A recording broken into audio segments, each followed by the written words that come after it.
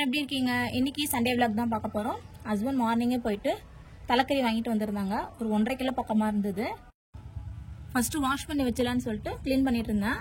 Normal வாட்டரால ஒரு 2 வாட்டி wash பண்ணிட்டு அதுக்கப்புறமேட்டா மஞ்சத்தூள் உப்பு போட்டு ஸ்மெல் வராத அளவுக்கு நல்லா வாஷ் பண்ணி எடுத்து வச்சாச்சு. தலைக்கறி செஞ்சு ரொம்ப நாள் ஆகுது, அதனால தான் இன்னைக்கு எடுத்துட்டு வந்திருந்தேன். கறி வாஷ் பண்ணி எடுத்து வச்சிட்டேன். கையோட சாப்பாடுக்கும் அரிசி ஊற வச்சிட்டேன். இன்னைக்கு கொஞ்சம் லேட்டாக தான் எழுந்தேன். சண்டேனாலே நார்மலாக லேசி ஆயிடுது. ஒரு 7:30 மணி போல தான் எழுந்தேன். கறி மட்டும் கழுவி வச்சுட்டு வந்துட்டு நிலத்துக்கிட்டேன். ஃப்ரெஷ் ஆகிட்டு கொஞ்ச நேரம் சன்லைட்டில் உட்காந்துட்டு இருக்கலாம்னு சொல்லிட்டு 1/2 மணி நேரம் பக்கமாக சன்லைட்டில் உட்காந்துட்டு இருந்தேன். இளநீ குடிச்சிட்டு இந்த இடத்துக்கு வந்து அவ்வளோ சூப்பராக இருக்கும். சம்மர் டைம்ல இங்கே தான் வந்துடுவோம். செடி இருக்கிறதுனால காற்று ரொம்ப நல்லா இருக்கும். இளநீ குடிச்சிட்டு கொஞ்ச நேரம் சன்லைட்டில் உட்காந்துட்டு பேசிட்டு இருந்தோம். தேங்காய் இறக்கி இருந்தாங்கன்னு மரத்துல இருந்து, அதனால தேங்காய்லாம் ஹஸ்பண்ட் உரிச்சிட்டு இருந்தாங்க. அத்தை வந்து இது பேர் என்ன காயின்னு தெரியல, வெளாங்காயின்னு நினைக்கிறேன். இது நான் சாப்பிட்டதில்ல. விநாயகர் சதுர்த்தி அப்பெல்லாம் நம்ம எல்லா பழமும் கலந்து வாங்குவோம் இல்லையா, அப்போ கொடுப்பாங்க. நான் சாப்பிட்டதில்ல. ஹஸ்பண்ட் தான் நல்லா இருக்கும் சாப்பிடு அப்படின்னு சொல்லி உடச்சி கொடுத்தாரு. ஆனால் ஸ்மெல் எனக்கு சுத்தமாக பிடிக்கல. ஆனால் டேஸ்ட் ரொம்ப நல்லா இருந்தது. கொஞ்சமாக நாட்டு சக்கரை இல்லைனா ஒயிட் சுகர் போட்டு நல்லா சாப்பிட்டா நல்லா புளியங்காய் சாப்பிடுவோம்ல, அந்த மாதிரி இருந்தது. நல்லா இருந்தது டேஸ்ட்டு. ஸ்மெல்லு தான் ஒரு மாதிரியா இருந்தது, ஆனால் டேஸ்ட் ரொம்ப நல்லாவே இருந்தது. லைட்டாக புளிப்பு இல்லாமல் இனிப்பு இல்லாமல் அந்த நாட்டு சக்கரை போட்டோம். நான் நாட்டு சக்கரை போட்டு தான் சாப்பிட்டோம். நாட்டு சக்கரோட இனிப்பு வந்து சூப்பராக இருந்தது. புளிப்போட இனிப்பு கலந்து ஒரு மாதிரி டேஸ்ட் நல்லா இருந்தது. இது உடம்புக்கு ரொம்பவே நல்லதான். தலைக்கறி குழம்பு அத்தை தான் வச்சாங்க. ரொம்ப டேஸ்ட்டாக வைப்பாங்க, சூப்பராக இருக்கும். நான் நான்வெஜ் மேக்ஸிமம் அவ்வளோவா செய்ய மாட்டேன். இந்த பிரியாணி சிக்கன் கொஞ்சம் ஐட்டம் மட்டும் தான் செய்வேன். மேக்ஸிமம் அத்தை தான் செய்வாங்க. நான் கையோட குக்கரில் சாப்பாடு மட்டும் வச்சுட்டேன். ஹஸ்பண்ட் விளையாட போவாங்க, அதனால காலையில் செஞ்சு வச்சுட்டா சாப்பிட்டுட்டு போயிடுவாங்க சூடாக. தலைக்கறி நல்லா வெந்திருந்தது. நாங்கள் நிலத்துக்கிட்ட உட்காந்துட்டு இருக்கும்போது அத்தை குழம்பு வச்சுட்டாங்க. தேங்காய்லாம் அரைச்சி ஊற்றி சூப்பராக வச்சுருந்தாங்க. நான் வந்து லேட்டாக தான் பிரேக்ஃபாஸ்ட் சாப்பிடுவேன். 10:30 மணி ஆகிடும். 10:30 மணி 10:45 கூட ஆகிடும். ஹஸ்பண்ட் வந்து விளையாட போவான்றதுனால அவருக்கு ஒரு 9:30 மணிக்குள்ளே ரெடி ஆகிருக்கணும். குழம்பு நல்லா கொதிச்சிருச்சு. அத்தை கொத்தமல்லி புதினா மட்டும் போட்டு இறக்கி வச்சுட்டு சொல்லிட்டாங்க. நான் கொத்தமல்லி புதினா போட்டு 2 வாட்டி கிண்டி விட்டுட்டு ஒரு 2 கொதி வந்ததும் மூடி வச்சுட்டேன். அவ்வளோதான், குழம்பு ரெடி. குழம்பு இறக்கி வச்சாச்சு. சாப்பாடு மட்டும் விசில் விட்டுட்டேன். பெரிய இதில் மாற்றி வச்சுட்டேன். தலைக்கறியில் வந்து மூளையும் கொடுத்துருந்தாங்க, அதனால மூளை மட்டும் சும்மா கிரேவி மாதிரி பண்ணலான்னு சொல்லிட்டு ரெடி பண்ணிட்டு இருந்தேன். மூளை வந்து நல்லா க்ளீன் பண்ணணும். அது வந்து சிகப்பாக நரம்பு மாதிரி இருக்கும். நம்ம வந்து பச்சை தண்ணியில் கை நினச்சி அதை நல்லா க்ளீன் பண்ணி எடுக்கணும்.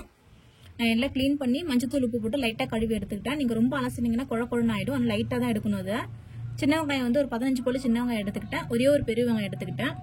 எல்லாமே பொடிசாக குட்டி குட்டியாக நறுக்கிக்கலாம். இது ரொம்ப சிம்பிள் தான். சின்ன வெங்காயம் இல்லை பெரிய வெங்காயம் எவ்வளோ இருந்தாலும் ஓரளவுக்கு மீடியமாக எடுத்துக்கோங்க. நான் ஒரே ஒரு மூலன்றதுனால கொஞ்சமாக தான் எடுத்துருக்கேன். ஒரு 30 சின்ன வெங்காயம், 2 தக்காளி, கருவேப்பிலை கொஞ்சமாக எடுத்துக்கிட்டேன். கடாயை வச்சுக்கலாம். கொஞ்சமாக எண்ணெய் ஊற்றி கடுகு சோம்பு போட்டுக்கோங்க. நான் பறிஞ்சு வச்சிருக்க வெங்காயம் தக்காளி கருவேப்பிலை நல்லா வதங்கினதுக்கப்புறம் தேவையான உப்பு மஞ்சத்தூள் போட்டுக்கோங்க. மசாலா வந்து மல்லித்தூள் மிளகாத்தூள் சிக்கன் மசாலா போட்டிருக்கேன் கொஞ்சமாக. அதுக்கப்புறம் நம்ம கழுவி வச்சிருக்க மூளையை போட்டு நல்லா ஃப்ரை பண்ணிக்கலாம். தண்ணி ஊற்றவே கூடாது. லைட்டாக தண்ணி தெளித்து வேக வச்சுக்கலாம். அவ்வளோதான். கொஞ்ச நேரம் நல்லா வேகட்டும். கடைசியாக கொத்தமல்லி தழை போட்டு இறக்கிடலாம். சூப்பரான மூளை கிரேவி ரெடி. ட்ரை பண்ணி பாருங்கள். டேஸ்ட் ரொம்ப சூப்பராக இருக்கும். ஒரு 10:45 போல தான் பிரேக்ஃபாஸ்ட் சாப்பிட்டேன். சாதம் தலைக்கறி மூளை வச்சு சூப்பராக சாப்பிட்டாச்சு. எனக்கு ரொம்ப பிடிச்சிருந்தது. மூளை ரொம்ப டேஸ்ட்டாக வந்துருந்தது.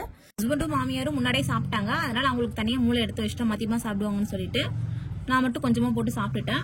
சூப்பராக பிரேக்ஃபாஸ்ட் சாப்பிட்டு முடிச்சாச்சு. கொஞ்ச நேரம் ரெஸ்ட் எடுத்துக்கிட்டேன். தோசை மாவுக்கு தான் ஊற வைக்க போகிறேன். இது வந்து சிறுதானிய தோசை. நான் வந்து என்னென்ன போடுவேன்னு சொல்கிறேன். இதில் நம்ம என்ன வேணுமோ போட்டுக்கலாம். நான் வந்து இப்போ என்கிட்ட இருக்கிறதுனால இவ்வளோதான் இருக்குது, அதனால் இதை வச்சு போடுறேன். பச்சை பயிர் எடுத்துக்கிட்டேன். கருப்பு சுண்டல், நீங்கள் வெள்ளை சுண்டல் கூட போடலாம். அதுக்கப்புறமேட்டா அவல் கண்டிப்பாக போடணும், அப்போ தான் சாஃப்ட் நல்லா வரும். நீங்கள் வந்து ப்ரௌன் அவலும் போட்டுக்கலாம், ஒயிட் அவலும் போட்டுக்கலாம். கொள்ளு எடுத்துக்கிட்டேன். கொள்ளு வந்து கொஞ்சமாக போட போகிறேன், ஒரு கைப்பிடி தான் போட போகிறேன். கொள்ளு எடுத்துக்கிட்டேன். நான் வந்து கொள்ளு எப்பவுமே சேர்ப்பேன். உளுந்து வந்து கருப்பு உளுந்து தான் சேர்க்கணும், வெள்ளை உளுந்து சேர்க்கக்கூடாது, குண்டு உளுந்து சேர்க்கக்கூடாது. கண்டிப்பாக கருப்பு உளுந்து தான் சேர்க்கணும், அதுதான் ரொம்ப ரொம்ப ஹெல்தி. அதுக்கப்புறமேட்டா ராகி எடுத்துக்கிட்டேன், கேழ்வரகு எடுத்துக்கிட்டேன். கடைசியாக வந்து கம்பு எடுத்துக்கிட்டேன். நீங்கள் வந்து குதிரவாளி அரிசி போடலாம், அப்புறம் சோளம் போடலாம். உங்ககிட்ட என்ன சிறுதானியம் இருக்கோ எல்லாமே போடலாம். அதுக்கப்புறமேட்டா கருப்பு கவுனி அரிசி இருக்கா, நீங்கள் மாப்பிள்ளை சம்பா என்ன அரிசி வேணால் போடலாம். நான் வந்து எல்லாமே இந்த டம்ளர் அளவில் முக்கால் டம்ளர் தான் எடுத்துக்க போகிறேன். ரொம்ப இல்லை, முக்கால் எல்லாமே ஒரு டம்ளர் எடுத்துக்க போகிறேன். நீங்கள் உங்ககிட்ட என்ன சிறுதானியம் இருக்கோ எல்லாமே சேர்த்துக்கோங்க. இது ரொம்ப ரொம்ப ஹெல்தி, கண்டிப்பாக செஞ்சு சாப்பிட்ணும். நான் எல்லாமே 3/4 கப்பு போல தான் எடுத்திருக்கேன். நீங்கள் உங்களுக்கு என்ன அளவோ அந்த அளவு எடுத்துக்கோங்க. நான் கொள்ளு மட்டும் கொஞ்சமாக ஒரு கைப்பிடி எடுத்திருக்கேன். அது ரொம்ப சூடு, இப்போ சம்மர் டைம்ன்றதுனால கொஞ்சம் ஒரே ஒரு கைப்பிடி தான் போட்டிருக்கேன். நான் அளந்து எடுத்துக்கல. இதே டம்ளர்ல இட்லி அரிசி இல்லைன்னா சாப்பாடு வடிக்கிற அரிசி, நம்ம சாப்பாடுக்கு நார்மலாக யூஸ் பண்ணுவோம் இல்லையா, அந்த அரிசி அதே மாதிரி 3/4 டம்ளர் சேர்த்துக்கோங்க. ராகில மட்டும் தூசி கொஞ்சம் அதிகமா இருந்தது. நான் ஃபர்ஸ்ட் கழுவி காய வச்சிருந்தேன் மாடியில். அதில் கொஞ்சம் மண்ணெல்லாம் வந்த மாதிரி இருந்தது. அதனால அதை மட்டும் தனியா ஒரு 4-5 வாட்டி நல்லா அலசி கிளீன் பண்ணிட்டு அதுக்கப்புறம் சேர்த்துக்கிட்டேன். இது 4-5 வாட்டி நல்லா அலசி கழுவி எடுத்துக்கோங்க. ஒரு 4-5 வாட்டி நல்லா கழுவுங்க. நல்லா கழுவுனதுக்கு அப்புறம் வெந்தயம் சேர்த்துக்கலாம். ஒரு 3 ஸ்பூன் போல எடுத்துருக்கேன். சின்ன ஸ்பூன்ன்றதுனால நீங்க அளவுக்கு ஏற்ற மாதிரி நார்மலா இட்லி அரிசிக்கு நீங்க எவ்வளவு வெந்தயம் போடுவீங்களோ அந்த வெந்தயம் போட்டு அவ்வளவுதான். இது மூடி தனியா எடுத்து வச்சிடலாம். இது சாயங்காலம் தான் அரைக்க போறோம். ஒரு 5-6 மணி நேரம் ஊறினாலே போதும். இது உடம்புக்கு ரொம்பவே நல்லது. கண்டிப்பா குழந்தைங்களுக்கு வீட்டுல நம்ம அடிக்கடி செஞ்சு சாப்பிடுறது ரொம்ப ரொம்ப நல்லது. இது வெயிட் லாஸ்க்கு ரொம்பவே ஹெல்ப் பண்ணுது. கையோட லெமன் ஜூஸும் போட்டு வச்சுட்டா மதியமா குடிச்சிக்கலாம். ஃப்ரிட்ஜில் எடுத்து வச்சுட்டா கொஞ்சம் ஜில்லுன்னு குடிக்கலாம், நல்லா இருக்கும். அதனால எலுமிச்சை பழம் ஆல்ரெடி நல்லா வாங்கி வச்சாச்சு. ஏன்னா டெய்லி ஏதாவது ஜூஸ் போட்டு குடிக்கலாம்னு சொல்லிட்டு. சம்மர் ஸ்டார்ட் ஆயிடுச்சு. ரொம்ப ரொம்ப சூடா இருக்கு. ஏதாவது ஒரு ஜூஸ், முலாம்பழம், இப்போ நிறைய சீசன் வந்துச்சு. முலாம்பழம், வெள்ளரி பழம் வந்துருச்சு. அதனால எது கிடைக்குதோ, எது சீப்பா கிடைக்குதோ, நொங்கு வந்துருச்சு.